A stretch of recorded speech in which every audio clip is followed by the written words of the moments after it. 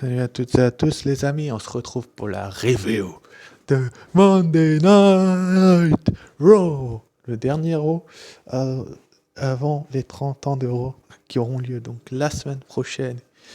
Mais donc pour commencer le show, donc on a une petite promo des Usos qui nous ont tout simplement rabiboché, pardon, dit qui s'était débarrassé du KO problème, donc du Kevin Owens problème, suite à ce qui s'est passé au dernier SmackDown.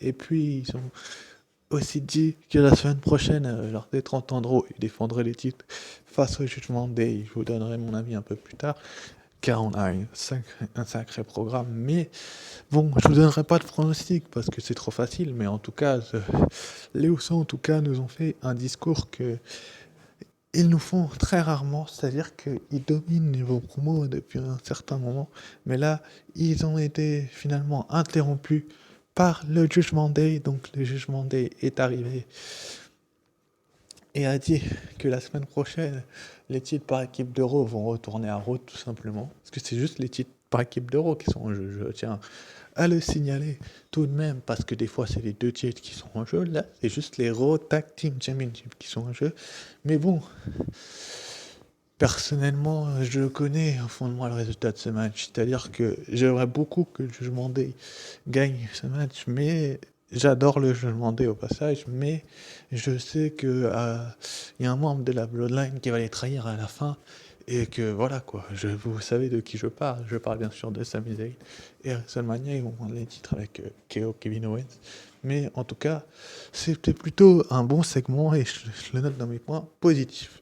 Donc ensuite, dans le premier match de la soirée, donc on a eu le droit à Solo Sikoa contre Mustafa Ali. Donc aucun des deux n'est annoncé pour le moment pour le Royal Rumble match.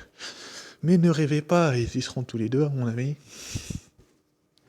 À mon avis, ça va se passer comme ça. Les deux y seront dans ce fichu Royal Rumble match. Donc Solo Sikoa qui a eu une confrontation avec Rhea Ripley au passage, mais Mustafa Ali s'est jeté sur lui du coin et l'a rué de coups. Car Mustafa Ali a été une victime des attaques de la Bloodline il y a 2-3 semaines, je ne sais plus trop. Mais finalement, Solo Sikoa s'est imposé avec son Samoan Spike en pleine tronche de Mustafa Ali. Donc Solo Sikoa est reparti avec la victoire. Finalement, pendant la rencontre, Kevin Owens est arrivé et s'est débarrassé des Usos. Et puis ensuite, après, il a claqué un stunner sur... Comment il s'appelle sur Solo Sikoa. Et il a lancé une chaise sur les Usos et c'est parti en bagarre générale. Donc Kevin Owens est toujours présent. Lui qui aura son opportunité du côté du Royal Rumble. Il est toujours là et plus que jamais motivé à se débarrasser des acolytes de Roman Reigns, pour ceux qui ne le savent pas, c'est-à-dire les Usos et Solo Sikoa. En tout cas, Sami Zayn n'était pas là cette semaine. Est-ce qu'il est déçu d'avoir perdu et du coup il a fait comprendre ça, comme ça à la Bloodline? En tout cas, finalement, du coup, les Usos et Solo Sikoa ont pris la fuite, mais Solo Sikoa a dit à Kevin Owens un mot qu'on connaît tous très bien, c'est-à-dire qu'il va s'occuper de lui, il va se débarrasser de lui un peu plus tard, donc c'est plutôt une bonne chose que Solo Sikoa nous dise ça, enfin dise ça de loin à Kevin Owens. Kevin Owens lui a répondu, forcément, en tout cas s'il y a un match entre les deux, a lieu entre Kevin Owens et Solo Sikoa, ça pourrait être vraiment intéressant, mais bon, pour le moment c'est pas un tour de rôle, mais bon, c'est comme ça, bref. Ensuite après donc, on a eu le droit à une promo du revenant, on va dire ça comme ça, l'homme qui nous faisait des vignettes chaque semaine. Forcément, le match de Solo Sikoa et la bagarre, j'ai adoré, donc c'est un point positif, mais ce segment-là, franchement, ces clips de Cody Rhodes, enfin, le match d'avant était excellent, et puis le segment, l'après-match aussi. Mais là, c'était exceptionnel ce qu'ils nous ont fait avec Cody Rhodes, tout simplement, qui nous a dit, à l'arrivée, à la fin de cette vignette où il s'est fait opérer, etc., et il s'est entraîné, au Royal Rumble, je suis de retour, I will be back. Donc il est de retour et il entre officiellement dans le Royal Rumble match. J'ai hâte d'y être.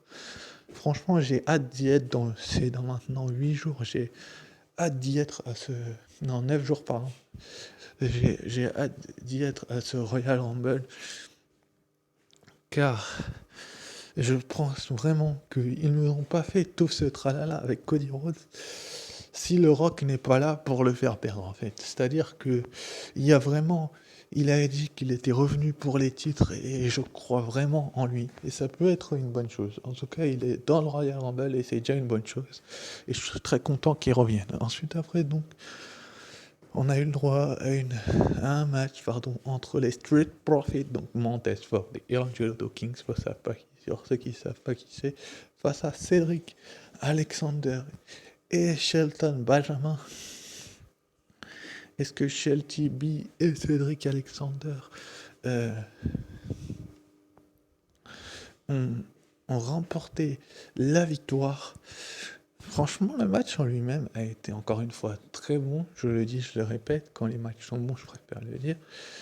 Cédric Alexander et Shelton Benjamin, ils ont un petit peu volé la vedette. Mais bon, finalement, une distraction de MVP, donc MVP qui est venu un petit peu soutenir Cédric Alexander et Shelton Benjamin, a permis aux Street Profits, Montez Ford et Angelo Dawkins de remporter cette rencontre.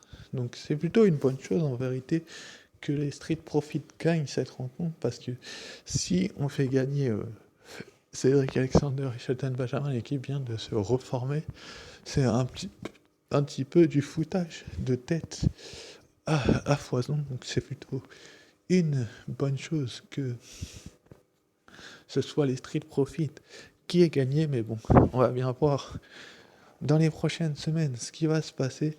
Mais bon, c'est comme ça, et c'est une belle victoire des Street Profits. Ensuite, après, donc, on a eu une promo de Becky Lynch qui s'adressait donc à Bayley, donc elle lui a répondu par rapport à ce qui s'était passé la semaine dernière. Donc la semaine dernière, pour ceux qui ne le savent pas, Bayley s'est adressé à Becky Lynch et s'est un petit peu foutu de sa gueule et a même attaqué Michin Gaim. Bref, vous avez eu ma review et mon analyse là-dessus. Et cette semaine, Becky Lynch s'adressait à Bayley et lui a dit tout simplement voilà, t'as tes associés, etc., sans Dakota Kai et Io Sky, donc Io Shirai pour ceux qui préfèrent. T'aurais jamais gagné le match l'autre fois. Donc là, dans le 30e épisode de Raw, je te défie dans un match. Donc Bayley dit oui. Donc c'est logique, dans un premier temps qu'elle dise oui. Puis ensuite, après, elle dit, pour pas qu'il y ait d'intervention, je veux un Steel Cage match. Et Bayley a hésité finalement à accepter. Donc Becky Lynch va avoir enfin sa revanche lors du 30e épisode de Raw dans un match en cage. C'est pas n'importe quel match, un match en cage. Et juste avant le Royal Rumble, ça va faire de mal à personne. Ensuite, après, donc, on a eu Elias qui a eu une petite confrontation avec MVP en coulisses, qui a donc affronté de Night Giant Omos, donc Omos qui s'est lui aussi déclaré dans le Royal Rumble. Là, c'est vraiment un gros problème pour tous les participants annoncés, parce qu'il va falloir l'éliminer, il est quand même lourd. Il va falloir se mettre à plusieurs pour l'éliminer, je pense. Sinon, Omos gagnera le match. Mais bon, on sait très bien que les gars de ce gabarit-là ne gagnent pas. Mais bon, en tout cas, Omos a donc battu Elias. C'est un match assez rapide, j'ai trouvé. Parce qu'ils auraient pu faire ça mieux. Ensuite, après, donc, on a eu une promo de monsieur Adam Pearce. Donc, Adam Pearce qui nous a dit tout simplement de Byron Sexton qui lui a demandé. Comment je peux vous dire ça? Qui lui a demandé ce serait comment le 30e épisode de Raw. Et Adam Pearce lui a dit ce serait un for ball, donc énorme, tout simplement exceptionnel, je sais pas trop le mot. Mais en tout cas, Adam Pearce finalement a été interrompu par Akira Tozawa qui voulait lui aussi sa place dans le Royal Rumble match. Finalement, Adam Pearce lui a dit que s'il gagnait son match de ce soir, il obtiendrait sa place parce que Akira Tozawa, bien évidemment, lui a demandé une rencontre. Bref. Ensuite, après, donc, on a eu l'Alpha Academy qui ont affronté donc le Jugement Day, donc Dominique Mysterio et Damien Priest. Pour ceux qui ne le savent pas, c'est bien eux les membres du Jugement Day, donc du jugement dernier. Euh, comment je peux m'expliquer? Ce match en lui-même a été à peu près correct. Je ne vais pas vous dire qu'il a été bien, pas bien, il a été correct. C'est-à-dire que la 2 a su ce qu'elle faisait très très bien. Donc à un moment donné, à force de savoir ce qu'on fait, eh ben on se retrouve pas dans le pétrin, pas dans la mouise, mais dans un show où finalement la WWE sait ce qu'elle fait. Et bref, mais en tout cas, c'est finalement donc Finn Balor et... Non, pardon, Finn Balor. Damien Priest et Dominique Mysterio, donc le Jugement Day qui ont gagné. Donc ça fait 2 semaines d'affilée qu'il affronte la même équipe, mais le Jugement Day est construit comme très fort et une grande faction du côté de Raw. Pour le moment, ils ne se sont pas déclarés dans le Rumble match, mais il reste un Raw, ils vont le faire la semaine prochaine, je pense. Sauf si il y a autre chose qui arrive. Mais en tout cas, Damien Priest et Dominique Mysterio, mais surtout Dominique Mysterio m'impressionne énormément parce que on sait très bien que la WWE croit en Dominique Mysterio depuis quelques semaines. Mais à ce point-là, il fallait se l'imaginer quand même. C'est-à-dire qu'on sait que Dominique Mysterio aurait pu et dû même faire mal à tous ses adversaires. Mais en tout cas, là, ils ont battu la FA Academy. Chad Gable s'est littéralement fait avoir et ils sont hyper bien construits. Ensuite, après, donc, on a eu Michim Yaim qui a donc été forcément accompagné de Candice LeRae qui affrontait Io Sky qui était accompagné de sa partenaire de dommage contre Dakota Kai. Est-ce que ces 2 jeunes femmes, j'ai envie de vous poser la question, pourraient devenir championnes par équipe? Là, elles sont 2 de chaque côté, donc tu mets Candice LeRae et Michin Miaim contre Dakota Kai et Io Sky pour les titres. Ça pourrait être pas mal. J'aimerais beaucoup que cette rencontre ait lieu, mais malheureusement, je suis pas officiel à la WWE, donc je peux pas vous dire, mais les points sur ce show-là étaient plutôt bon, à part le match entre Elias et Omos, qui est pour moi un point négatif, il y a eu quelques petits points neutres, mais finalement, on a eu un bon show dans l'ensemble, et je peux pas vous dire c'est négatif ça, c'est neutre. Il y a eu pas mal de trucs positifs, surtout la victoire de Michin Miaim, pour moi, c'est un point très très positif, parce que la semaine dernière, elle avait perdu face à Bayley, mais là, face à Io Sky, elle s'est ressaisie parfaitement. Et elle a sa vengeance par rapport à l'attaque de la semaine dernière que je vous avais montré l'image, où elle s'était fait attaquer. Je vous avais dit qu'il y aurait certainement une vengeance. Elle est arrivée plus tôt que prévu. Je la pensais arriver un petit peu plus tard, genre la semaine suivante, mais la WWE sait ce qu'elle faisait et a montré tout simplement tout ce qu'elle savait faire. Donc c'est plutôt une bonne chose. Donc voici la liste des 30 hommes qui vont se battre dans le Royal Rumble. Pour le moment, en tout cas, ceux qui sont annoncés. Donc on a Cody Rhodes, comme je vous ai dit tout à l'heure, qui a annoncé qu'il reviendrait dans le Royal Rumble. Austin Theory, Gunther, Seth freaking Rollins, Bobby Lashley, Rey Mysterio, Kofi Kingston, Baron Corbin, Ricochet, Santos Escobar et Omos. Donc que des noms, hein. Il y a quelques gros noms, mais pas tous qui se sont annoncés, c'est plutôt une bonne chose. Mais l'homme qui est au milieu, là, Cody Rhodes, franchement, qui aurait cru qu'il serait là à ce moment-là, reviendrait? Personne, je pense que personne s'imaginait à ce que Cody Rhodes revienne au Royal Rumble. Bon, on a les 2 champions du mid-card, Gunther et Theory, mais on a aussi leur challenger. Bref, ensuite, après, donc, on a eu une promo de Bianca Belair qui a effectué donc son retour de EST of WWE. Bianca Belair, elle a effectué son retour et elle nous a dit tout simplement qu'elle avait entendu ce que Alexa Bliss nous avait dit la semaine dernière par rapport à Oncle Cody, etc., etc. Finalement, elle lui a demandé de venir la rejoindre sur le ring. Donc, bien évidemment, elle a été rejointe par Alexa Bliss, qui a accepté donc son défi pour le Royal Rumble. Et puis il y a eu une bagarre qui a éclaté où Bianca Belair avait le dessus jusqu'à qu'elle s'apprête à porter un KO10 sur les deux chaises là. Mais Alexa Bliss a contré avec un coup derrière la jambe. Et puis elle lui a fait un DDT et donc Claudio lui a fait signe du pouce. Donc tout simplement, franchement, je pense quoi de cette storyline? Pour moi, elle est neutre parce que j'attends de voir la suite encore une fois. Mais je trouve que le heel turn d'Alexa Bliss est vraiment très très bien. La WWE l'a très bien amené. Et je dis pas ça pour me foutre de la gueule de la WWE. Pas du tout. Ils l'ont très bien amené. Et ils ont fait en sorte que tout simplement la championne là est le dessus, mais dès que Oncle Ozzy arrive, ça change tout. Ça, c'est vraiment une bonne chose et je trouve ça génial. Ouais. Ensuite, après, donc, on a eu le match d'Akira Tozawa qui est vraiment un point négatif parce que Bronson Reed, on savait très bien que si c'était Bronson Reed, Akira Tozawa n'aurait aucune chance. Enfin, franchement, à vous les officiels là de vous me dites tout simplement que Akira Tozawa va battre Bronson Reed. Je vous dis non, c'est pas possible. Enfin, franchement, Bronson Reed a littéralement démoli Akira Tozawa.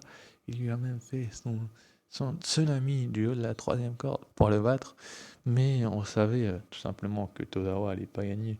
Enfin, franchement, les officiels de la WWE, il faut savoir ce que vous faites. Et là, on voit clairement que Akira Tozawa s'est littéralement fait avoir. Ensuite, après, donc, on a eu le match Six-Way à élimination entre Bobby Lashley, Baron Corbin, Finn Balor, Seth Freaking Rollins, Dolph Ziggler et le Miz pour savoir qui affrontait Theory pour son titre des États-Unis la semaine prochaine. Donc, comme je vous ai dit, on a un sacré programme la semaine prochaine. Je vais y revenir en fin de vidéo, bien évidemment. Mais en tout cas, là, on a tout de suite compris ce que la WWE comptait faire quand ils ont mis le Almighty Bobby Lashley dans le match. Enfin, franchement, s'il n'y était pas, ils avaient mis quelqu'un d'autre, je vous aurais dit qu'il aurait sans doute pas gagné. Mais là, c'est Bobby Lashley finalement qui a remporté cette rencontre. Donc, il n'a pas seulement remporté cette rencontre, c'est-à-dire qu'il restait, je crois, Rollins et lui et Corbin. Puis Corbin s'est fait sortir par un stomp de Rollins. Puis ensuite, après, Theory a mis un coup de ceinture à Lashley en pleine tête, ce qui n'a pas plu à Omos et MVP qui était venu au bord du ring. Omos a fait son finisher sur Theory. Et puis ensuite, après, Rollins est revenu. Il a fait un stomp à Omos avant, parce que Omos l'étranglait, il n'a pas fait son finisher, pardon. Donc il a fait un stomp sur la table des commentateurs. Rollins s'est remonté sur le ring et s'est pris un spear. 1, 2, 3. Rollins s'est éliminé et donc Lashley aura l'opportunité. Et c'est un bon Raw pour moi dans l'ensemble, comme je vous ai dit. Ensuite, après, donc, pour la semaine prochaine, voilà le programme. Donc on aura toutes ces légendes, les Bella Twins, le Hot Dog, etc., etc. Teddy Long, l'Undertaker, Shawn Michaels, Ric Flair, Kurt Angle et Jerry Lawler. Austin Theory contre Bobby Lashley pour le United States Championship. Becky Lynch contre Bayley dans un steel cage match. Il est temps que cette guerre se termine dans les prochaines semaines. Et enfin, le Judgment Day qui va avoir l'opportunité de devenir champion par équipe d'Euro face au Uso. Donc le programme est alléchant, les amis. Mais franchement, j'ai vraiment hâte de savoir la suite de ce programme. Sur ce, je vous remercie d'avoir suivi cette vidéo et je vous dis très vite pour la review de NXT. Ciao, bye.